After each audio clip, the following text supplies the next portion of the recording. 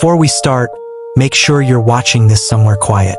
These stories are all based on real accounts, and once you hear them, they have a way of staying with you. If you're new here and you enjoy true horror stories that focus on atmosphere, tension, and the details people usually miss, subscribe now and turn on notifications so you don't miss the next one. Alright, let's begin. I didn't believe in haunted houses. Not because I was brave. Mostly because I grew up broke, and fear feels less important when rent is due. So when I found a 3-bedroom house for half the market price, I didn't ask questions. I just assumed someone had died in it. In America, that usually just means a discount. The house was old, early 1900s, white paint peeling like sunburned skin.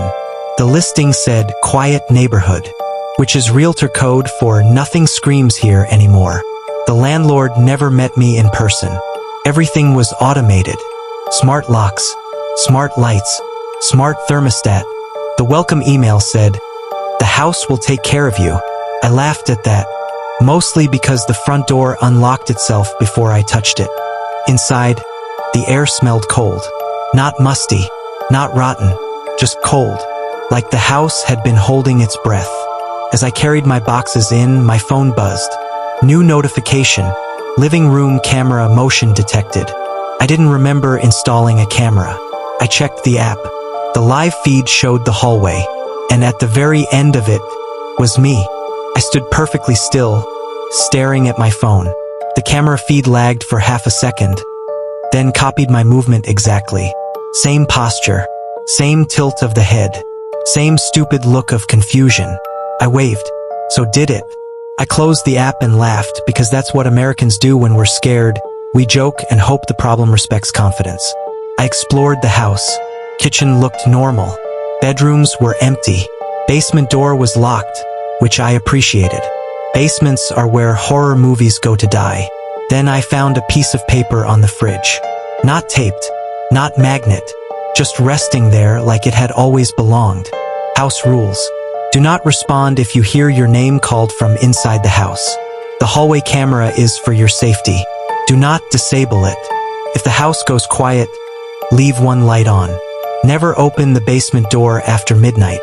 If you see someone on the camera who shouldn't be there, do not approach them. I laughed again. Nervous laugh this time. Rule number 5 felt specific. That night, I ordered pizza. When the delivery guy knocked, I checked the hallway camera. The feed showed the front door, and behind it, someone standing too close to the lens. Not the delivery guy. This one was smiling. The knock came again, and from the hallway speaker, a calm automated voice said, "Please do not open the door." I didn't open the door. That felt like an important decision. The knocking stopped. The pizza guy eventually left. I watched him walk away on the camera feed, muttering something that looked like, "Cheap tip anyway." That's when I noticed the neighbor. Across the street, leaning against a mailbox, waving at the camera like he knew I was watching. I went outside the next morning to meet him. He looked like every American uncle ever, baseball cap, cargo shorts, and a mug that said "World's Okayest Neighbor." "You knew?" he asked. "Yeah," I said. "Place came with rules." He nodded. "Ah, the rules." That pause was longer than it needed to be. He leaned closer. "You break any yet?" "No." "Good," he said. "The last guy broke rule 1. Responded when the house called his name." "What happened to him?" The neighbor shrugged. "House kept him. Guess it liked the sound of his voice." He laughed. I didn't. That night, around 11:58 p.m., the house went quiet. Not normal quiet. No fridge hum. No AC. No distant traffic. Even my phone lost signal. I remembered rule 3. If the house goes quiet, leave one light on. I turned on the hallway light. The camera feed flickered. Someone was standing there again. Not smiling this time, just staring. Then my phone buzzed. A notification from the camera app. New photo captured, hallway. The timestamp was 5 seconds in the future. And in the photo, the hallway light was off. I didn't sleep after that photo. I sat on the couch with the hallway light on, watching the camera feed like it owed me money. Every time the screen flickered, my stomach dropped. At 2:17 a.m., a new rule notification popped up on my phone. I hadn't downloaded any app. New rule added. Rule 7.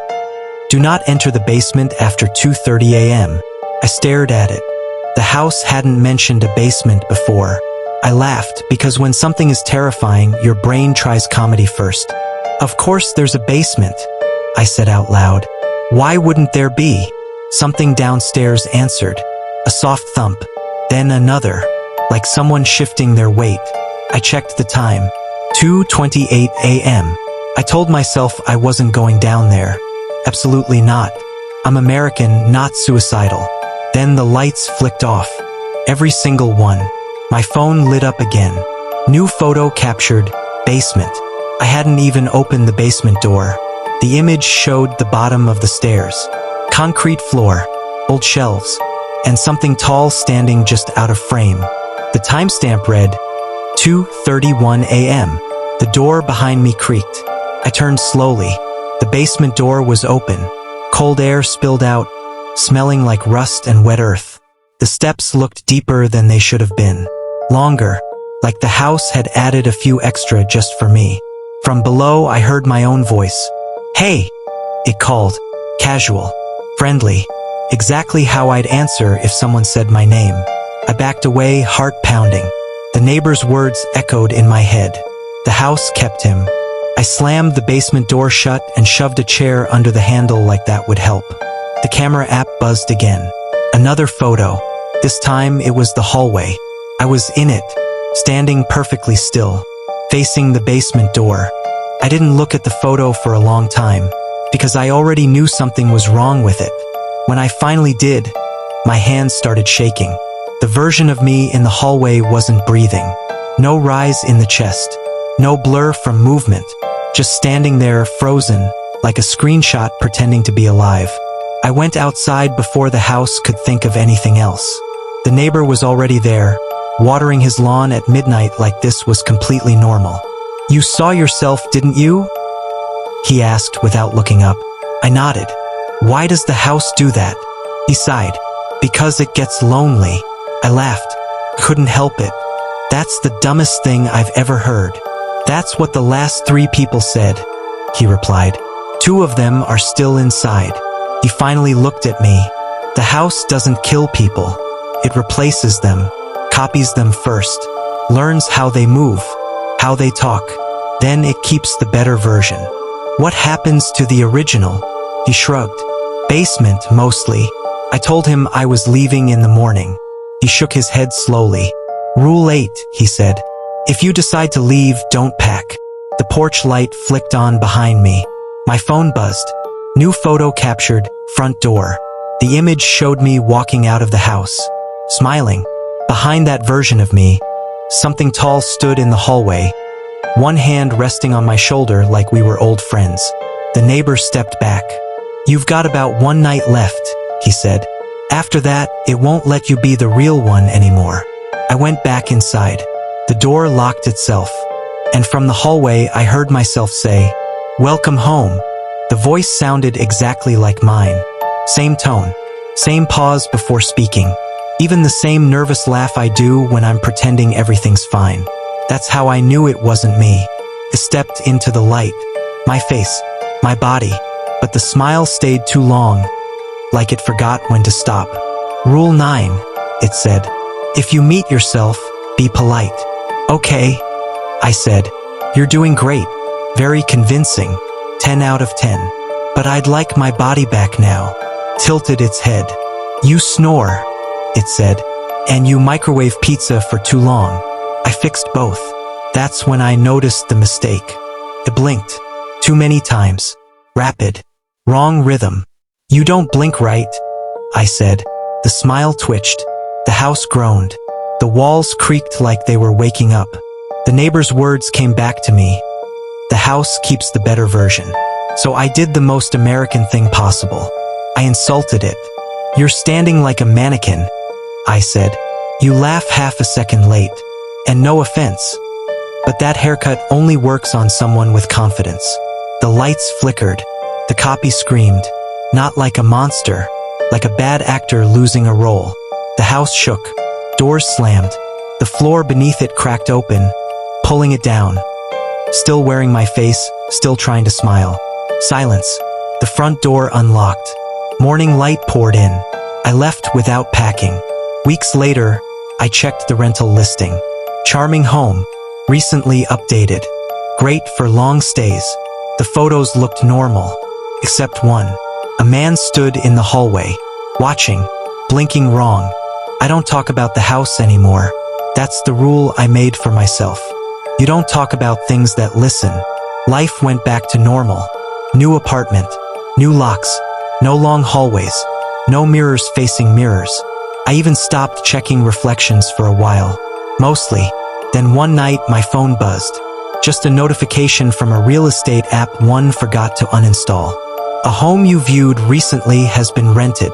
I didn't remember viewing any homes. Curious is how horror stories start, so obviously I tapped it. The address was the same. The photos had changed. New couch, new paint, new family in the listing photos. Smiling, relaxed, happy in that way people look when they don't know anything yet. Then I saw the last photo. The hallway, long, narrow, dim, and at the very end of it, barely visible, was someone standing in shadow. Hands at their sides, head tilted, watching. The listing description said, quiet neighborhood, friendly atmosphere, house has character.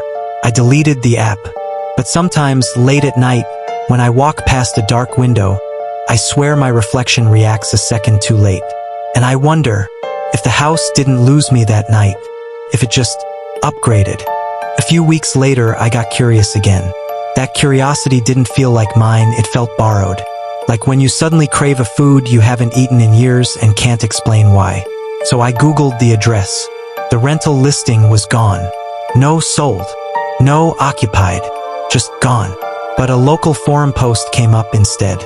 Anyone else hear noises from the empty house on Maple? Someone commented that lights had been turning on at night. Another said their dog refused to walk past it. One guy joked that it was probably just old pipes and ghosts with bad timing. I laughed at that. Nervous laughter counts, right? Then I noticed the timestamp. The post was made at 2:14 a.m. The same time my phone buzzed with the notification weeks earlier. I closed my laptop and told myself I was done. I had survived. I was out. Whatever lived there wasn't my problem anymore. That's when my phone vibrated again. No alert sound, no preview, just vibration. A message from an unknown number. No text, just a photo. It was my apartment hallway, taken from the far end. I live alone, and I don't remember taking that picture. I didn't scream. That's the first thing people ask. Why didn't I scream? Because screaming is what you do when you want help. And whatever took that photo already knew where I was. I sat on the edge of my bed and waited. Not for footsteps, not for breathing. I waited for my phone to buzz again. Didn't. The silence felt intentional, like a pause in conversation. So I did the dumbest thing you can do in a horror story. I replied. I typed one word. Who? 3 dots appeared almost instantly, then disappeared. Then another message came through. Not words. A photo. This one showed my hallway again, but closer. Like whoever took it had taken one careful step forward. That's when I understood something important. This wasn't random. This wasn't haunting. This was practice. I didn't reply again. I turned my phone face down and made rules instead. Rule 1. Never acknowledge it twice. Rule 2. Don't check reflections at night. Rule 3. If something wants attention, don't give it a schedule. Those rules worked. Mostly. But sometimes, when I'm alone and my phone buzzes in the dark, I let it ring out. I don't look. I don't move. Because whatever learned how to follow me also learned patience. A month passed. That's how long it took before I almost convinced myself I imagined everything. Almost. Then my neighbor knocked. He was the kind of guy who introduced himself as pretty chill and owned 3 flashlights. The kind of man who trusts motion sensors more than people. Hey, he said, scratching his neck. This is gonna sound weird. I told him that was okay. Weird and I were on speaking terms. He leaned in a little. My security camera keeps activating at night. Same time. Every night. I asked him what it was picking up. He hesitated. Nothing. That's the problem. He showed me the footage on his phone. Empty hallway. My hallway. The camera was angled through his door's peephole, just enough to catch the shared corridor. At exactly 2:14 a.m., the camera switched on. The light levels changed slightly, and then nothing moved. No person, no shadow, no flicker, just the feeling that something was standing there, perfectly still, just out of frame. That's when my dog starts growling, he said. Every time. I asked him why he was showing me this. He looked at me like I'd already answered my own question. Because whatever it is, he said, it's always facing your door. That night, I slept with the lights on. American humor moment? Sure. I told myself if something came in, at least it would see how messy my place was and leave out of embarrassment. Didn't. But at 2:14 a.m., my phone buzzed. And for the first time, I didn't have the courage to ignore it. I opened the message. I don't know why. Curiosity, stupidity, or maybe the part of me that wanted confirmation I wasn't crazy. It was a video this time. Grainy, low light, shaky. At first, I didn't recognize what I was looking at. Then I saw my front door. The video was being filmed from inside my apartment. From the hallway. Slowly, the camera moved forward. I was sitting on my bed in the reflection of the door's peephole. Frozen, phone in my hand, staring at the screen. The timestamp read 2:13 a.m. The video ended. My phone buzzed again. One message. You learned the rules. That's when the doorknob turned. Not violently, not fast, just a gentle test. Like someone checking if it was unlocked. I didn't move. I didn't breathe.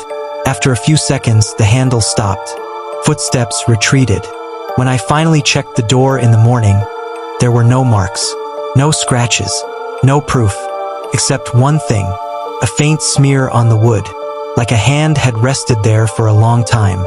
I moved again. Different city, different state, different locks. I stopped answering unknown numbers. I disabled camera permissions. I covered mirrors at night like it was 1912 and I had something to hide. And it worked. For a while. Then last week my phone buzzed at work. A spam message. At least that's what I thought. The preview showed an image. A hallway I didn't recognize. Too narrow. Too old. Wooden floors. A single dim light at the end. Text beneath the image read, quiet neighborhood. Friendly atmosphere. House has character. I deleted the message. But I know better now. You don't escape places like that. You just teach them how to follow. So if your phone ever buzzes late at night, and there's a photo you don't remember taking, don't reply, and don't look too closely, because houses aren't the only things that remember. Stories like this don't really end. They just stop being told. If this one unsettled you, there are many more just like it. Real stories, real places, and details that are still unexplained. Subscribe, turn on the notification bell, and leave a comment if you've ever experienced something you still can't explain. And tonight, maybe double-check your hallway before you go to sleep.